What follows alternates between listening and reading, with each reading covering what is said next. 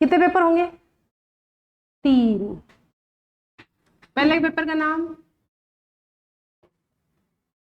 पहले पेपर का नाम, टोटल कितने नंबर हो गए? 150। Theory 100, practical 50। फर्स्ट पेपर के 33, सेकंड के 33 और लास्ट के 34। फर्स्ट कौन सा है? थर्ड ईयर में जो फर्स्ट पेपर है वो है क्वांटम मैकेनिक्स एंड स्पेक्ट्रोस्कोपी। ठीक है, उसका क्या नाम है? Quantum mechanics. सेकंड का नाम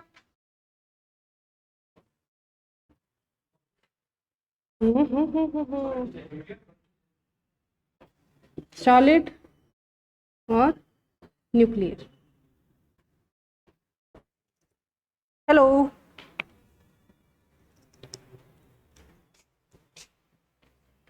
फर्स्ट पेपर है क्वांटम मैकेनिक्स एंड स्पेक्ट्रोस्कोपी। उसकी यूनिट फर्स्ट है evolution of quantum mechanics. Evolution of quantum mechanics में यही सब दे रखा है कि जो क्लासिकल मैकेनिक्स थी वो क्या क्या समझाने में सफल रही, कौन कौन से प्रभाव और कौन से प्रभाव थे जो क्लासिकल मैकेनिक्स समझाने में सफल नहीं रही, तो उनको समझाने के लिए फिर एक नई थ्योरी की आवश्यकता पड़ी। और वो नई थ्योरी 1905 में प्लांक के क्वांटाइजेशन के बाद आई, जिसको क्या बोलते हैं? Quantum mechanics. क्या बोलते हैं? Quantum mechanics. प्लांक ने क्वांटाइजेशन की थ्योरी कब दी थी? 1905 में। ठीक है, याद रखना। इसमें अनसर्टेनिटी प्रिंसिपल क्या है, डी ब्रोगली हाइपोथेसिस क्या है, ब्लैक बॉडी रेडिएशंस क्या है, फोटो इलेक्ट्रिक इफेक्ट क्या है, कॉम्पटन इफेक्ट क्या है, कौन कौन से प्रभाव क्लासिकल ने समझाए, कौन से नहीं समझाए, कैसे नहीं समझाए, ये सब बातें इस यूनिट में करेंगे। इसके बाद इसका मतलब ये फर्स्ट वाली यूनिट जो है वो क्लासिकल मैकेनिक्स और क्वांटम मैकेनिक्स के बीच का संबंध बताती है, रिलेशन। एक से दूसरी पे जा रहे हैं तो क्यों जा रहे हैं, कैसे जा रहे हैं, किस लिए जा रहे हैं, वो सब ये बताती है। यूनिट सेकंड में हम प्योरली किस पे आ जाते हैं? क्वांटम मैकेनिक्स पे आ जाते हैं, यूनिट सेकंड। फिर यूनिट सेकंड किसको किसको कि कौन कौन से टॉपिक्स इसमें शामिल करे गए हैं? ऑपरेटर्स, प्रोबेबिलिटीज, ये सब। नाम क्या है? Schrodinger wave equation and it's solution. क्या नाम है? Schrodinger wave equation and it's solution. तो श्रोडिंगर की इक्वेशन, क्वांटम मैकेनिक्स को 2-3 तरीके से लिख सकते हो। एक, श्रोडिंगर की क्वांटम मैकेनिक्स है तो वही मैकेनिक्स, लेकिन श्रोडिंगर ने उसको श्रोडिंगर फॉर्म में लिखी है। श्रोडिंगर क्या काम में लेते हैं? Sai Sai star wave function काम में लेते हैं। फिर इसी क्वांटम मैकेनिक्स को आप लोग आगे जाएंगे एमएससी में तो डिराक ने फिर लिखा है, और डिराक ने वेव फंक्शन काम लेने की जगह क्या काम में लिए हैं? ब्राकेट, ब्रा और केट। ब्रैकेट को तोड़ो तो इधर वाला हिस्सा ब्रा, उधर वाला हिस्सा केट, तो ब्राकेट फॉर्म में लिखिए। एक तीसरा रिप्रेजेंटेशन होता है क्वांटम मैकेनिक्स का जिसको बोलते हैं मैट्रिक्स रिप्रेजेंटेशन। फाइनली तो घुमा फिरा के जो ये सब कुछ है वेव फंक्शन वगैरह वो क्या है? मैट्रिसेज है। तो मैट्रिक्स की फॉर्म में भी आप रिप्रेजेंट कर सकते हो। तो ये क्वांटम मैकेनिक्स के रिप्रेजेंटेशन है। ये सबसे सिंपल वाला या सबसे और बेसिक वाला रिप्रेजेंटेशन है जिसको बोलते हैं Schrodinger representation of quantum mechanics, जिसमें हम श्रोडिंगर की तरह क्वांटम मैकेनिक्स को लिखना पसंद करते हैं। और श्रोडिंगर कैसे लिखते हैं? वेव फंक्शंस की फॉर्म में। किसी भी पार्टिकल के लिए, कोई भी निकाय है उसके लिए सबसे पहले वेव फंक्शन लिखेंगे, उस वेव फंक्शन को श्रोडिंगर की इक्वेशन में डालेंगे, श्रोडिंगर की इक्वेशन को सॉल्व करेंगे तो पार्टिकल की एनर्जीज निकलेंगी। उन एनर्जीज को इंटरप्रेट करेंगे तो हमें पता चलेगा पार्टिकल कौन सी एनर्जीज ले सकता है और कौन सी नहीं ले सकता है। अगर पार्टिकल फ्री है मतलब कहीं भी जा सकता है। फ्री होने का यही मतलब है, आप फ्री हो इसका मतलब आप बनाए जहां जाओ मतलब you can take the energy values whatever you want, जो आप चाहते हो वो सब ले सकते हो। इसका मतलब जो अवेलेबल है वो सब ले सकते हो। और आप बाउंड हो, पार्टिकल बाउंड है, इसका मतलब क्या है? पार्टिकल को किसी बॉक्स में बंद कर दिया, 1D बॉक्स में बंद कर दिया, 3D बॉक्स में बंद कर दिया, किसी स्टेप में डाल दिया, किसी वेल में डाल दिया, तो अब आपने पार्टिकल को क्या कर दिया है? बांध दिया है, बाउंड कर दिया है। Now particle is not able to take the all values of energies. अब वो सब वैल्यूज नहीं ले सकता, वो फ्री थोड़ी है। Now it is not free, now particle is not free. और पार्टिकल जब फ्री नहीं है, मुक्त नहीं है, इसका मतलब एनर्जी की सभी वैल्यूज नहीं ले सकता है। नहीं ले सकता है तो फिर कौन सी ले सकता है? उसको कैसे आपने बांध रखा है उस हिसाब से वो ले सकता है। तो अब पार्टिकल की एनर्जीज कैसी हो जाएंगी, डिस्क्रीट, विभक्त हो जाएंगी। पहले जो एनर्जीज की वैल्यूज जो कंटिन्यूअस थी, लगातार थी, वो अब कैसी हो जाएंगी, डिस्क्रीट हो जाएगी, विभक्त हो जाएंगी। तो पार्टिकल को बाउंड करना ही क्या है, डिस्क्रीटनेस को जन्म देना है। तीसरी यूनिट है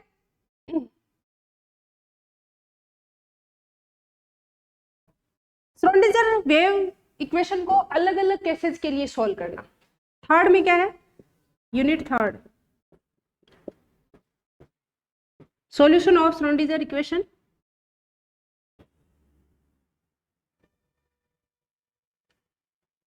फॉर स्पेशल केसेज।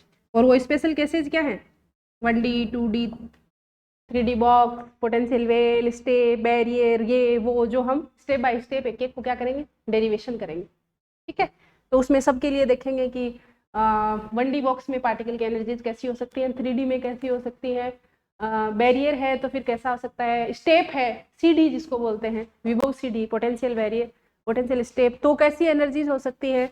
और पार्टिकल अगर किसी अल्फा सुरंगन प्रभाव, अल्फा टनलिंग इफेक्ट जिसको बोलते हैं, बंद है किसी वेल के अंदर तो बाहर निकलने की प्रोबेबिलिटीज क्या है, वो सब हम चेक करेंगे। फोर्थ है स्पेक्ट्रोस्कोपी वाला पार्ट। यूनिट फोर्थ किसको बताता है, स्पेक्ट्रोस्कोपी वाला पार्ट। नाम क्या दे रखा है, hydrogen atom, atomic and molecular spectroscopy. एक तो इसमें सबसे पहले हाइड्रोजन एटम पढ़ेंगे, हाइड्रोजन एटम की बाउंड स्टेट कैसी होगी, उसका वेव फंक्शन कैसा होगा, ग्राउंड स्टेट में इसकी रेडियस क्या होगी, हाइड्रोजन एटम की रेडियस का एवरेज क्या होगा, ये सब हम देखेंगे। उसके बाद atomic and molecular spectroscopy, atomic and molecular spectroscopy.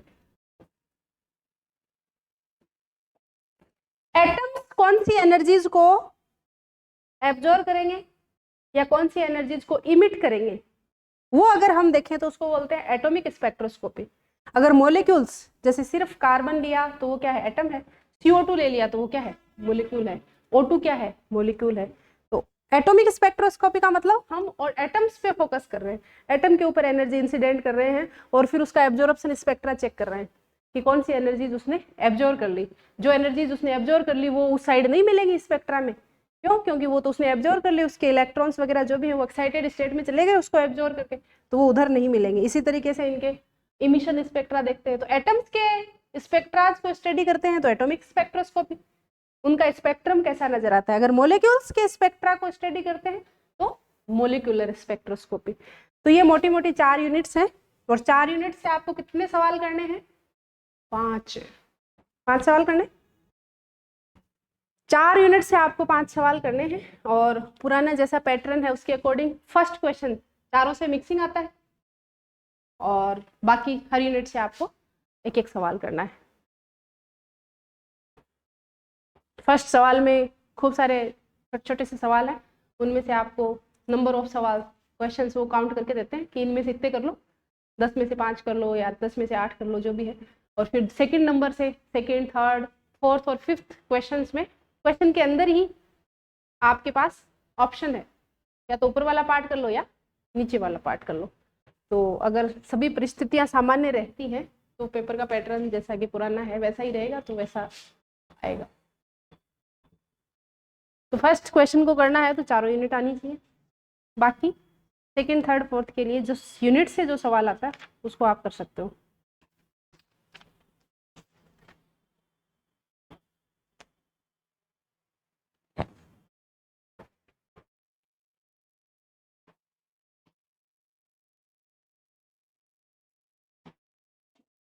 ठीक है, अब हम चलते हैं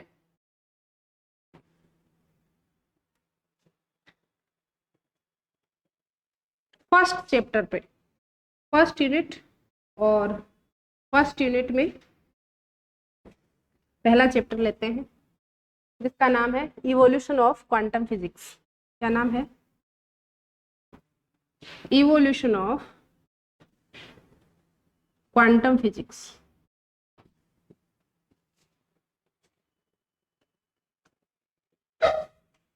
क्वांटम भौतिकी का विकास। क्वांटम भौतिकी का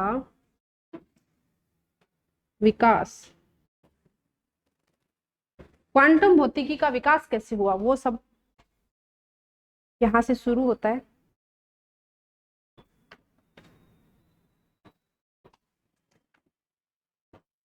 उन्नीस सौ तक 1900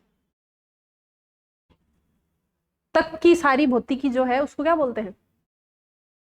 क्लासिकल।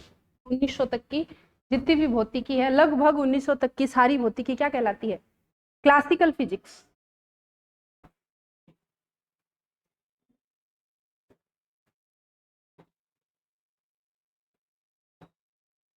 और क्लासिकल फिजिक्स क्या मानती है? द्रव्य और ऊर्जा क्या है? अलग अलग है। अलग है,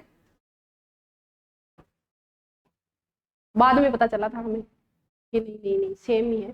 तो लिखो क्लासिकल मैकेनिक्स किसको बोलेंगे? क्लासिकल मैकेनिक्स चीर सम्मत सांख्यिकी, हिंदी में क्या बोलते हैं? चीर सम्मत सांख्यिकी। चीर सम्मत सांख्यिकी।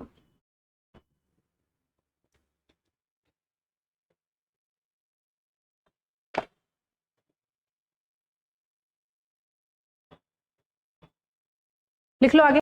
1900 तक की समस्त भौतिकी 1900 1900 अप टू 1900 समय की बात कर रहे हैं। तो 1900 के आसपास तक की जितनी भी भौतिकी है उसको सारी को हमने किसमें शामिल कर लिया है? चीर सम्मत सांख्यिकी।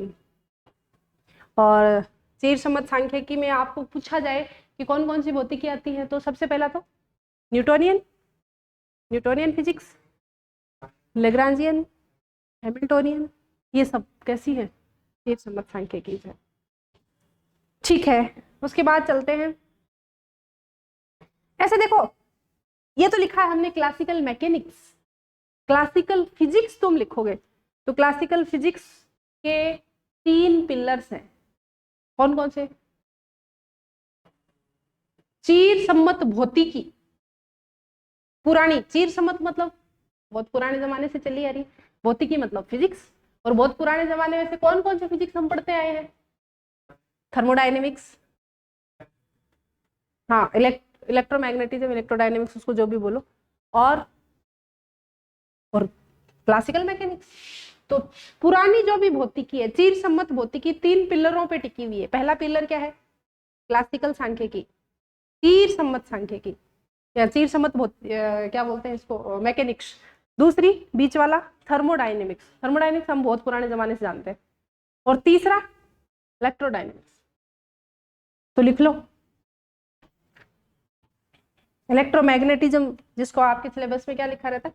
इलेक्ट्रोमैग्नेटिज्म, विद्युत चुंबकत्व। तो 3 पिलर है क्लासिकल फिजिक्स के, 3 पिलर है। पहला क्लासिकल मैकेनिक्स, दूसरा थर्मोडायनेमिक्स एंड स्टैटिस्टिकल फिजिक्स, और तीसरा इलेक्ट्रोमैग्नेटिज्म, विद्युत चुंबकत्व। देखो ध्यान से, फर्स्ट ईयर में कौन कौन सी किताबें पढ़ते हो?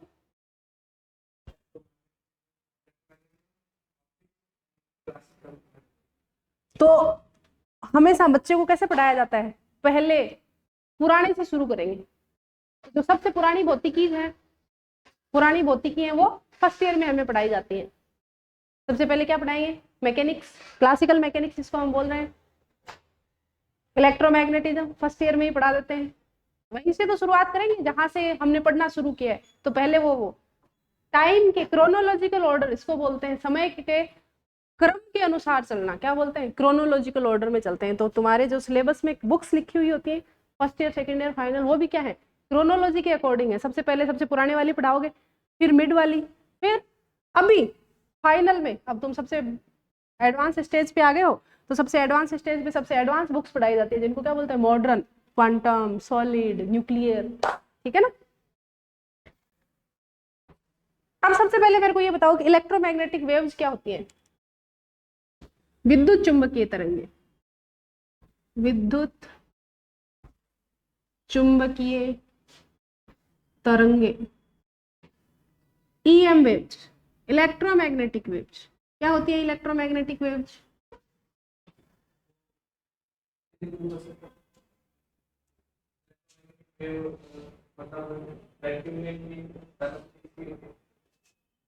हाँ बिल्कुल सही बात है, एकदम सही बात है। ठीक है,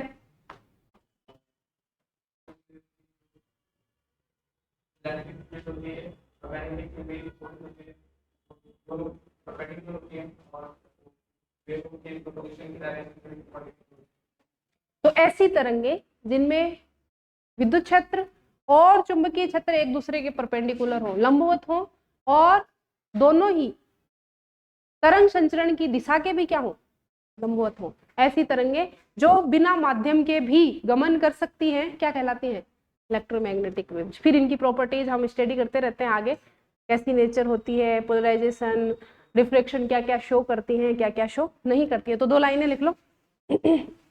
विद्युत चुंबकीय तरंगे, विद्युत चुंबकीय तरंगे समय के साथ दोलन करने वाले, विद्युत चुंबकीय तरंगे समय के साथ दोलन करने वाले परस्पर लंबवत, परस्पर लंबवत तथा युग्मित, परस्पर लंबवत तथा युग्मित विद्युत तथा चुंबकीय क्षेत्र होते हैं, विद्युत तथा चुंबकीय क्षेत्र होते हैं जो कि मुक्त आकाश में प्रकाश के वेग c से गमन करते हैं, जो कि मुक्त आकाश में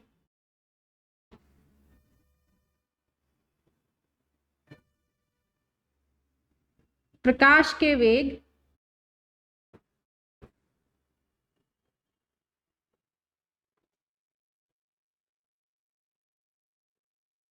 c से गमन करते हैं।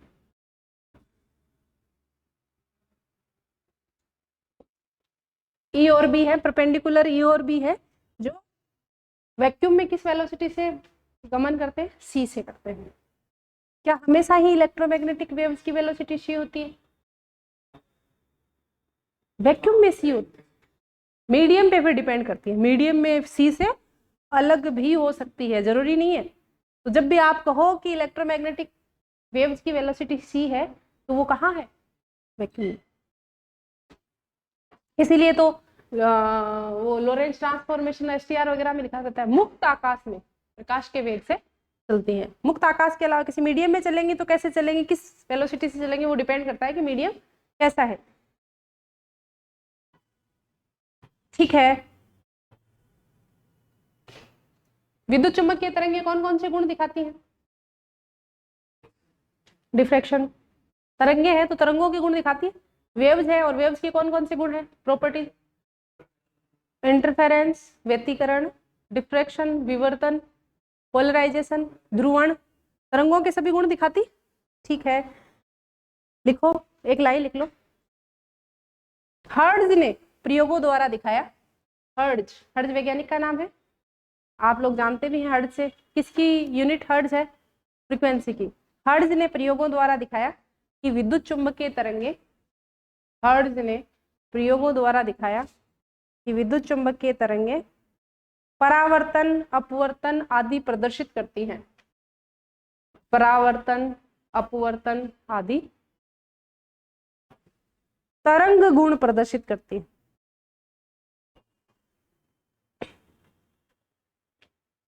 इंटरफेरेंस किसने बताया था, इंटरफेरेंस थ्योरेटिकली किसने बताया था, फिर किसने शो किया था, ग्रेमाल्डी का नाम सुना, ग्रेमाल्डी का नाम सुना, ग्रेमाल्डी एक वैज्ञानिक का नाम है, उसने सबसे पहले बताया था कि ये व्यतिकरण भी शो करती है, विवर्तन फ्रॉनहोफर और फ्रेनल, पढ़ते हो ना, फ्रेनल, डिफ्रैक्शन और फ्रॉनहोफर। तो ऐसे ऐसे आगे आगे वैज्ञानिकों के नाम याद रखना। अब सबसे पहले आता है स्पेक्ट्रम, आपको स्पेक्ट्रम याद होना चाहिए, विद्युत चुंबकीय तरंगों का स्पेक्ट्रम, स्पेक्ट्रम ऑफ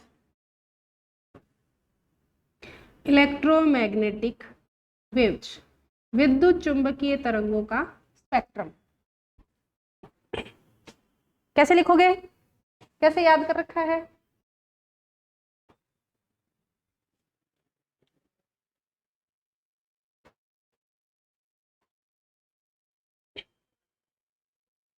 देखो आपने कैसे याद कर रखा है मुझे पता नहीं, मैंने कैसे याद कर रखा है, हाँ मैंने ऐसे याद कर रखा है, R M I V U X, ये इतना मैं याद करके रखती हूँ। किधर फ्रीक्वेंसी बढ़ रही है और किधर वेवलेंथ बढ़ रही है, इधर से इधर जाओ तो क्या बढ़ रहा है,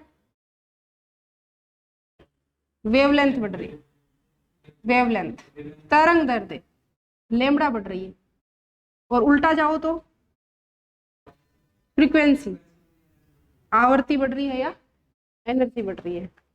इनको क्या बोलते हैं, रेडियो तरंगे। क्या बोलते हैं, रेडियो तरंगे, रेडियो वेव्स। लगभग किस रेंज में होती है इनकी फ्रीक्वेंसी या वेवलेंथ, दोनों भी नहीं याद रखो तो एक याद रख लो, और जनरली हम क्या याद रखने की कोशिश करते हैं, वेवलेंथ। तो किस रेंज में है इनकी वेवलेंथ ये आप याद रखोगे, ज्यादा तो याद रखने की जरूरत नहीं है। रेडियो की वेवलेंथ है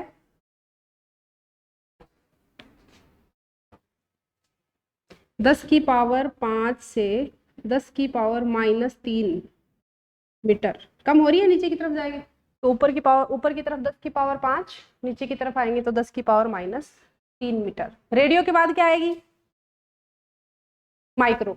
और माइक्रो और इंफ्रारेड दोनों आसपास हैं, एक दूसरे को ओवरलैप भी करती है। माइक्रो में माइक्रोवेव ओवन काम करता है, माइक्रोवेव तरंगों पे खाना गर्म करते हैं हम लोग। इसका मतलब ये वाली जो माइक्रोवेव वाली जो रेडिएशन है वो क्या जनरेट करती है, हीट जनरेट करती है। अगर इस रेंज की फ्रीक्वेंसी डाली जाए तो हमें क्या फील होगा, हमारी स्किन महसूस करेगी, उसको गर्मी महसूस होगी, जिसको हमारा कौन सा सेंसर महसूस करता है, स्किन महसूस करता है। तो माइक्रोवेव की लगभग कितनी है, माइक्रोवेव की लगभग है 10⁻³ से -4। ऐसा शार्प वो तो नहीं है लेकिन हाँ माइक्रोवेव के बाद इंफ्रारेड, और इंफ्रारेड की लगभग है -4 से -6। सार बाउंड्रीज नहीं है, ऐसा नहीं है कि हमने लिख दिया इसका मतलब इसके ऊपर कुछ नहीं है, ऐसा कोई सार बाउंड्रीज नहीं है, वो एक दूसरे के ऊपर ओवरलैपिंग है, मोटा मोटा हमने तो याद करने की कोशिश की है रेंज। ठीक है, इंफ्रारेड के बाद क्या आ रहा है, विजिबल। और विजिबल की आपको याद होती है कहाँ से कहाँ होती है, अगर एंगस्ट्रॉम में याद करो तो 4000 से 8000 एंगस्ट्रॉम, नैनो में याद रखो तो 400 से 800 नैनोमीटर। ठीक है, तो ऊपर की साइड वेवलेंथ ज्यादा है, नीचे की साइड कम है, तो इधर क्या आएगी 8000 एंगस्ट्रॉम, और नीचे की साइड क्या आएगी 4000 एंगस्ट्रॉम। तो ये विजिबल का जो चलता है ये है 8000 एंगस्ट्रॉम से 4000 एंगस्ट्रॉम, ऐसे लिखते हैं इसको। तो 8000 किसकी आएगी, विजिबल को आप लोग लिखते कैसे हो, विजिबल जिसको दृश्य प्रकाश बोलते हो, जो हमें आंखों से दिखाई देता है, जैसे ट्यूबलाइट की रोशनी दिखती है, क्या बोलते हो, लाइट। जब आप बोलते हो लाइट तो आप किसके बारे में बात कर रहे हो, इलेक्ट्रोमैग्नेटिक वेव्स के उस रेंज के लिए बात कर रहे हो जो आपको आंखों से दिखाई देता है, विजिबल है। और वो कहां से कहां तक है, विबग्योर। तो ये रेड की है 8000 और ये वॉयलेट की है 4000। लाल, ऑरेंज फॉर नारंगी, येलो पीला, ग्रीन हरा, ब्लू नीला, इंडिगो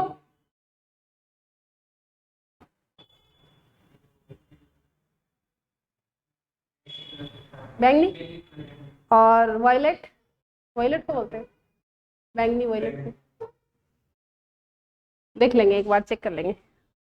ठीक है, red orange yellow green blue indigo violet. इसकी 4000 8000। जब 5000 बोला जाता है तो लगभग येलो बोला जाता है, ऐसा कोई हार बाउंड्री तो नहीं है, लेकिन 5000 बोलते हैं तो लगभग क्या बोलते हैं, क्वेश्चंस आते हैं कि भाई वो रेंज 5000 एंगस्ट्रॉम के आसपास पड़ती है तो फिर वो कौन सी में आएगी, नीचे 4 ऑप्शंस दिए रहते हैं, तो लगभग कहाँ येलो के आसपास, तो येलो ऑप्शन सबसे ज्यादा करेक्ट होता है। तो ये हो गई विजिबल रेंज। विजिबल के बाद क्या है, अल्ट्रावायलेट, कहाँ से लेके कहाँ तक? अल्ट्रावायलेट की रेंज है 10⁻⁷ से 10⁻⁹, 10⁻⁷ से 10⁻⁹ मीटर। ठीक है, सीक्वेंस सही चल रहा है। अल्ट्रावायलेट के बाद एक्सरेज की वेवलेंथ और कम हो जाती है, कहाँ से कहाँ? 10⁻⁸ से 10⁻⁻12, 10⁻⁸ से 10⁻⁻12 मीटर। और फिर ये गामा 10⁻⁻10 11 से ही शुरू हो जाता है लगभग, 11 ले लो, 10 ले लो, या 12 भी ले सकते हो, फिर आगे वो आगे जहां तक चल रहा है वहां तक 10⁻⁻। ठीक है, और एक्सरेज है वो भी इधर 10⁻⁻13 14 तक भी एक्सरेज बोल देते हैं कई बार। तो मिक्सिंग है, एक्सरेज और गामा रेज तो ऐसे लगता है कि बहुत ज्यादा ही एक दूसरे के ऊपर ओवरलैपिंग है। गामा का जो 80-90% पार्ट है वो एक्सरेज ने ओवरलैप कर रखा है। लास्ट वाला बहुत हायर में जब जाते हैं तब एक्सक्लूसिवली हम कहते हैं कि भाई अब गामा ही है, एक्सरेज नहीं है, एनर्जी के हिसाब से और वेवलेंथ के हिसाब से बहुत लोअर पे जाते हैं तब। ठीक है, तो ये स्पेक्ट्रम है इलेक्ट्रोमैग्नेटिक वेव का। और विजिबल तो हमेशा याद होना चाहिए, हमेशा 4000 to 8000 एंगस्ट्रॉम, 4000 वॉयलेट का और 8000 रेड का। अब सिर्फ विजिबल ही इंपॉर्टेंट नहीं रह गया है इस समय में, एक और जो बहुत ज्यादा इंपॉर्टेंट हो गया है वो क्या है, इंफ्रारेड। तो इंफ्रारेड और माइक्रोवेव की रेंज भी, क्योंकि हर समय खाना ये वो जो एक्सपेरिमेंट चल रहे हैं उनमें बार बार में इंफ्रारेड और माइक्रोवेव, और इंफ्रारेड और माइक्रोवेव लगभग पास पास ही हैं, तो इनकी भी आप थोड़ी सी रेंज याद रखो, क्योंकि आपके सवाल भी आता है जेम वगैरह में भी, तब भी ये पूछे जाते हैं। तो आपको रेंज थोड़ा सा ध्यान होगी तो आप आइडिया लगा पाओगे कि इनमें से कौन सा उत्तर है। ठीक है, फिर और आगे चले जाओ, फिर और आगे चले जाओगे तो फिर तो वो तुम और आगे गए, क्या हाई हो रहा है, एनर्जी, एनर्जी बढ़ रही है ना। तो फिर अभी तक तो एनर्जी कितनी बढ़ी थी, अभी तक तो एनर्जी इसी हिसाब से बढ़ी थी कि एटम में से इलेक्ट्रॉन है जो एक्साइट हो रहे थे। अब तुम और हायर एनर्जीज पे चले गए तो अब क्या होगा, एटम ही टूट जाएगा, इलेक्ट्रॉन बाहर ही निकल जाएगा। कौन सी स्टेट आने लग गई, प्लाज्मा, उधर भाग रहे हो, टूट रहा है। न्यूक्लियस नहीं, इलेक्ट्रॉन अलग हो रहे हैं और न्यूक्लियस अलग हो रहा है। अभी तक तो जो एनर्जी तुम काम में ले रहे थे उससे तो सिर्फ इलेक्ट्रॉन एक्साइटेड स्टेट्स में ही जा रहा था, इलेक्ट्रॉन एटम को छोड़ के गायब नहीं हो रहा था। इलेक्ट्रॉन एटम को छोड़ के गायब होगा तभी तो पॉजिटिव और नेगेटिव चार्जेस बनेंगे, जिसको अपन क्या बोलते हैं, प्लाज्मा। तो अगर और हायर एनर्जीज पे चले जाओगे तो फिर क्या हो जाएगी, वो सब कुछ आना शुरू हो जाएगा। तो तुम जो बात कर रहे हो उधर और ज्यादा एनर्जीज पे चले जाओ, तो फिर एटम में से इलेक्ट्रॉन, जो इलेक्ट्रॉन अभी तक ग्राउंड स्टेट से एक्साइटेड स्टेट्स में जंप मार रहा था, रवाना हो गया, वापस नहीं आएगा, हवा में घूम रहा है। तो पीछे क्या बच गया, पॉजिटिव न्यूक्लियस, मतलब पॉजिटिव एटम क्या बन गए, नेगेटिव और पॉजिटिव चार्जेस बन गए, जिसको हम क्या बोलते हैं, प्लाज्मा स्टेट, मैटर की फोर्थ स्टेट। अभी तक तो थर्ड के साथ ही काम कर रहे थे। ठीक है, अब लिखो, छोटा सा थोड़ा सा और कर लेते हैं। ये तो है इलेक्ट्रोमैग्नेटिक स्पेक्ट्रम। क्लासिकल फिजिक्स थी और हम अभी पढ़ रहे हैं क्वांटम, तो क्लासिकल में ऐसी क्या परेशानियां आ गई कि हमें क्वांटम की जरूरत पड़ी। तो लिखो, हेडिंग डालो, चिर सम्मत भौतिकी की समस्याएं, चिर सम्मत भौतिकी की समस्याएं एवं क्वांटम भौतिकी का उद्गम, चिर सम्मत भौतिकी की समस्याएं एवं क्वांटम भौतिकी का उद्गम।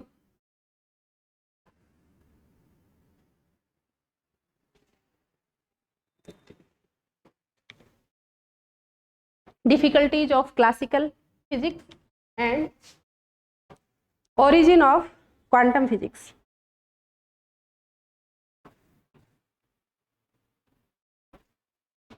कुछ आगे भी हम शायद पढ़ेंगे इसी बुक में, कुछ प्रभाव लोगों ने पढ़े, photo electric effect, Compton effect, black body. ऐसा नहीं है कि क्लासिकल वालों ने इनको समझाने की कोशिश नहीं की, क्लासिकल वालों ने बहुत प्रयास करे, लेकिन जो सवाल नए वैज्ञानिकों ने उठा दिए कि आप ऐसा बोलते हो तो फिर ऐसा क्यों हो रहा है, उन कुछ सवालों के जवाब देने में वैज्ञानिक सक्षम नहीं हो पाए। इसका मतलब चीर सम्मत यांत्रिकी जो है, चीर सम्मत भौतिकी जो है, वो ब्लैक बॉडी रेडिएशंस, प्रकाश विद्युत प्रभाव, कॉम्पटन प्रभाव, इनको समझाने में क्या रही, असफल रही। तो फिर लोग बाग तलाश ही कर रहे थे नया विकल्प। जब भी हमारे पास विकल्प की कमी होती है तो हम क्या सोचते हैं कि कुछ और कुछ नया मिले तो हम उसके साथ ट्राई करें। लोग बाग उसके साथ तलाश ही कर रहे थे कि अचानक से 1905 में प्लांक ने एनर्जी क्वांटाइजेशन दे दिया, और जैसे ही प्लांक ने एनर्जी क्वांटाइजेशन दिया, आइंस्टीन ने लपक के एनर्जी क्वांटाइजेशन पे झपट्टा मार के और फोटो इलेक्ट्रिक इफेक्ट समझा दिया। तो जिस क्वांटाइजेशन पे लोग अभी भी शक कर ही रहे थे कि ये सही है कि नहीं है, जब उससे आइंस्टीन जैसे जाने माने वैज्ञानिक ने फोटो इलेक्ट्रिक इफेक्ट समझाया, तो उसकी जो सहमति है, उसकी जो वैधता है, वो क्या हो गई, एकदम सही बढ़ गई। कि प्लांक जो कह रहे थे उसी से तो आइंस्टीन ने ये सब कुछ समझाया है, इसका मतलब प्लांक ठीक कह रहे हैं। तो एकदम से ही चीर सम्मत भौतिकी से हम किधर जंप मार गए, क्लासिकल से क्वांटम की तरफ चले गए। तो लिख लो, चीर सम्मत भौतिकी की वजह, चीर सम्मत भौतिकी, चीर सम्मत भौतिकी कुछ प्रमुख प्रयोग, कुछ प्रमुख प्रयोग जैसे कृष्णिका विकिरण स्पेक्ट्रम, जैसे कृष्णिका विकिरण स्पेक्ट्रम, प्रकाश विद्युत प्रभाव, कॉम्पटन प्रभाव,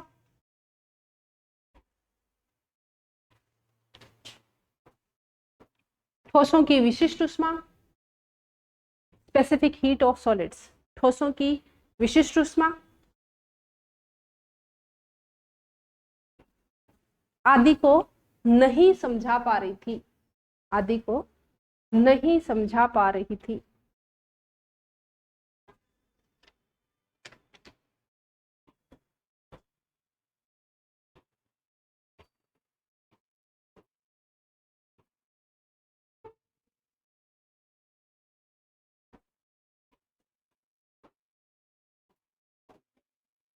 इसी बीच लिखो, इसी बीच मैक्स प्लांक, इसी बीच मैक्स प्लांक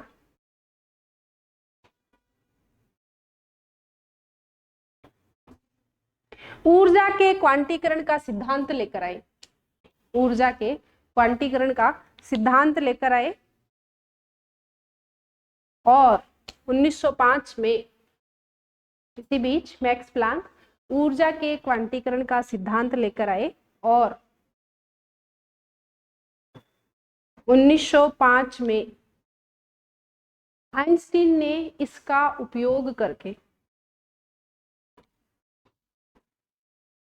आइंस्टीन ने इसका उपयोग करके प्रकाश विद्युत प्रभाव की सफल व्याख्या की, तुरंत हैंड टू हैंड प्रकाश विद्युत प्रभाव की सफल व्याख्या की।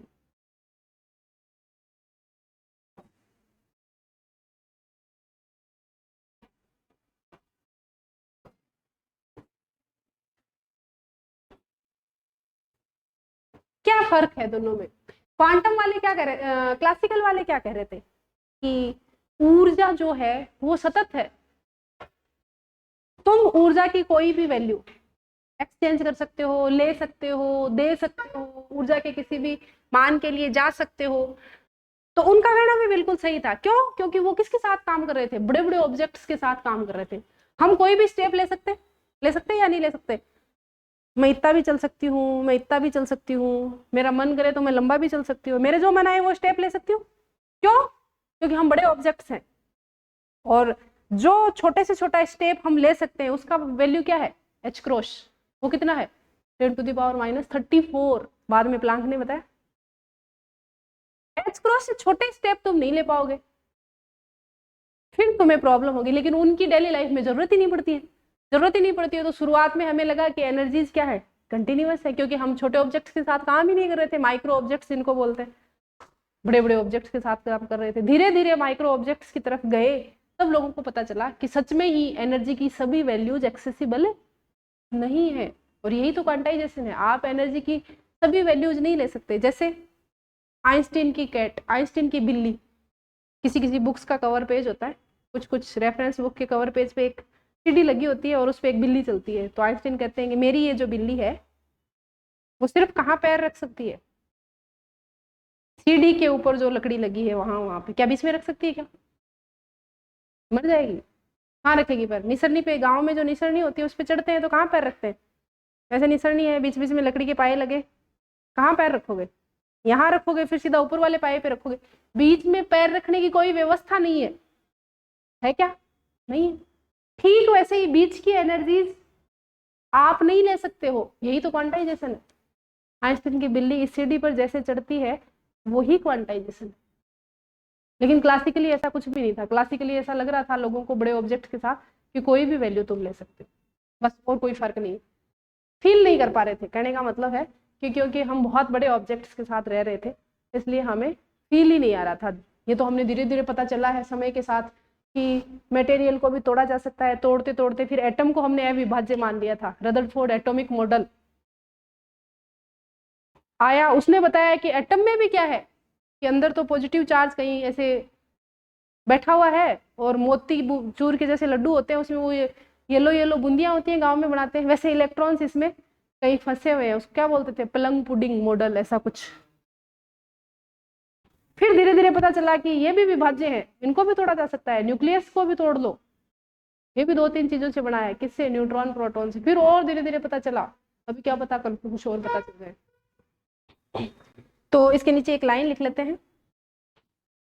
चिरसम्मत भौतिकी के अनुसार, चिरसम्मत भौतिकी के अनुसार किसी निकाय के संवेग तथा ऊर्जा, अकॉर्डिंग टू क्लासिकल फिजिक्स, चिरसम्मत भौतिकी के अनुसार किसी निकाय के संवेग और ऊर्जा सतत रूप से प्रवाहित होते हैं। According to classical physics, energy and momentum of any system flow continuously, सतत रूप से प्रवाहित होते हैं, परंतु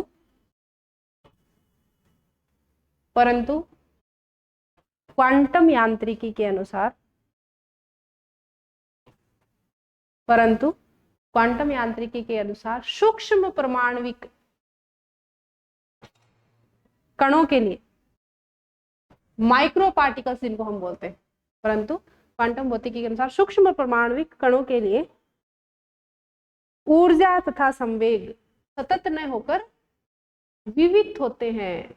energy and momentum are discrete rather than continuous, energy and momentum are discrete rather than continuous. ऊर्जा और संवेग सतत रूप से प्रवाहित न होकर विविक्त रूप में होते हैं। हिंदी में विविक्त, विविक्त लिखते हैं डिस्क्रीट को, DISCRET। बस यही क्वांटाइजेशन है। यहां से प्लांक का क्वांटाइजेशन स्टार्ट होता है।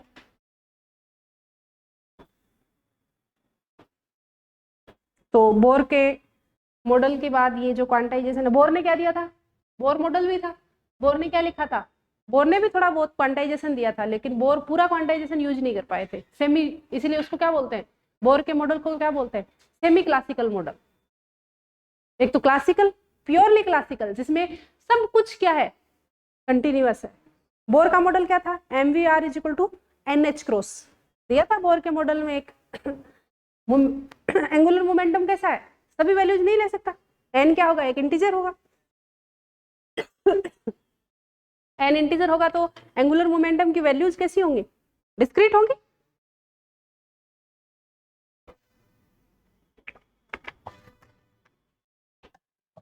तो बोर के मॉडल को इसीलिए क्या बोलते हैं?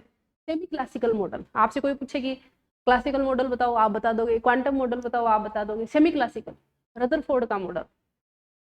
सॉरी बोर का मॉडल क्या है, सेमी क्लासिकल है। उसने आधा क्वांटाइजेशन तो यूज कर लिया था, MVR is equal to NH cross, इसीलिए वो आधी चीजें समझा पाए थे। फिर आधी चीजें उनसे पूछा कि भाई इलेक्ट्रॉन इन्हीं कक्षाओं में क्यों घूमेगा, गोल गोल घूमेगा तो उसको एनर्जी लूज करनी चाहिए। तो उसने कहा कि ये मेरी स्पेशल कक्षाएं हैं और इनमें जब भी इलेक्ट्रॉन घूमता है तो एनर्जी रेडिएट नहीं करता है। कोई चार्ज पार्टिकल अगर सर्कुलर ऑर्बिट्स में घूमता है तो क्या रेडिएट करता है, एनर्जी रेडिएट करता है। एनर्जी रेडिएशन करेगा तो चार्ज पार्टिकल की एनर्जी धीरे धीरे क्या हो जानी चाहिए, कम हो जानी चाहिए। तो वो ऐसे पहले इतने बड़े सर्किल में घूम के फिर छोटे सर्किल में घूमते घूमते घूमते इलेक्ट्रॉन को लास्ट में क्या हो जाना चाहिए, न्यूक्लियस में गिर जाना चाहिए। उनसे पूछा कि आपका ये इलेक्ट्रॉन आप कह रहे हो इन स्टेट्स में घूम रहा है तो फिर एनर्जी रेडिएट क्यों नहीं कर रहा। उसने कहा ये विशेष कक्षाएं हैं, ये विशेष कक्षाएं हैं, जो कक्षाएं मैंने बताई हैं NH क्रॉस वाली ये विशेष है और इन विशेष कक्षाओं में इलेक्ट्रॉन एनर्जी रेडिएट नहीं करता है। अब क्यों नहीं करता है ये वो नहीं समझा पाए। उन्होंने कहा कि ये ऑर्बिट्स जो स्पेशल है और इनमें एनर्जी रेडिएट नहीं करता है, इसलिए उनका मॉडल जो है आधा क्लासिकल और आधा क्वांटम था। तो लिख लो इसके नीचे स्थायी कक्षाएं, उनको क्या बोलते थे, स्थायी कक्षाएं, स्टेबल ऑर्बिट्स।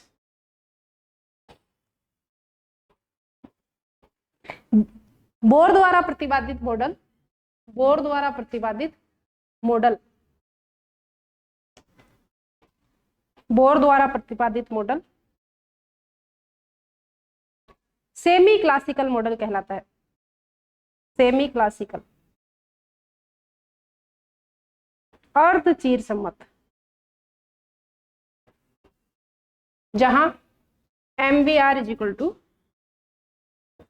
NH क्रॉस होता है और N क्या है, एक पूर्णांक है, इंटीजर है। इसका मतलब सर्कुलर ऑर्बिट्स में घूमते हुए इलेक्ट्रॉन के ऑर्बिटल एंगुलर मोमेंटम कुछ विविक्त, कुछ डिस्क्रीट वैल्यूज ले सकते हैं जहां n क्या है, एक पूर्णांक। और इन ऑर्बिट्स को n की जो जो ये वैल्यूज लेंगे उस हिसाब से r की जो जो वैल्यूज निकलेंगी उस हिसाब से ऐसे रेडियस आएंगे, ये तो ये जो सर्कल्स हैं उनको क्या बोलते हैं, स्टेबल ऑर्बिट्स, स्थायी कक्षाएं। और बोर कहते हैं कि इन स्थायी कक्षाओं में घूमता हुआ इलेक्ट्रॉन रेडिएट, एनर्जी रेडिएट नहीं करता है। क्यों नहीं करता है, वी डोंट नो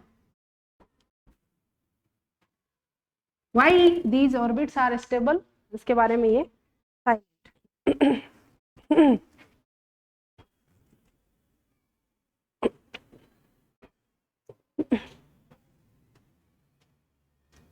ठीक है, तो क्लासिकल हो गया, सेमी क्लासिकल हो गया।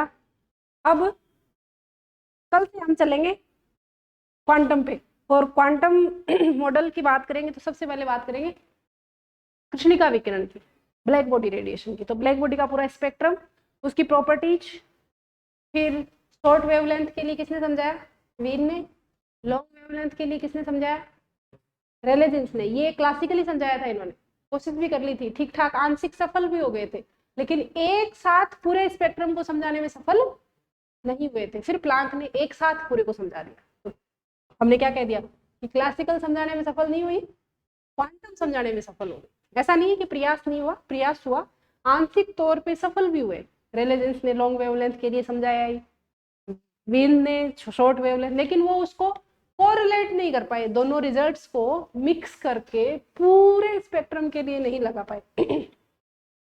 वो क्यों नहीं लगा पाए, वो प्लांक बताएगा कि आपने क्या गलती की, आप क्या सोच रहे थे, आपको ये नहीं सोचना चाहिए था, आपको ये सोचना चाहिए था। तो वो प्लांक की बात कल हम करेंगे, आज के लिए इतना बहुत है।